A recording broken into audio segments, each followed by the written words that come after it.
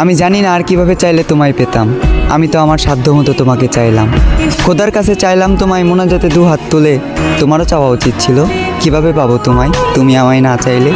আমার চাওয়াটা বেশি কিছু ছিল না, আমার চাওয়াটা ছিল খুবই সামান্য।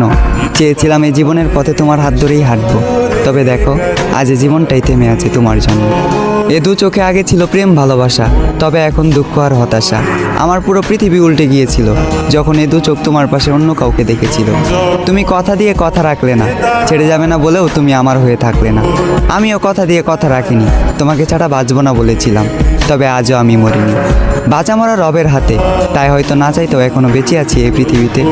এত কিছুর পরেও যে রব আমায় বাঁচিয়ে রাখলো, শুধুমাত্র তিনিই জানেন আমি কিভাবে বেঁচে আছি।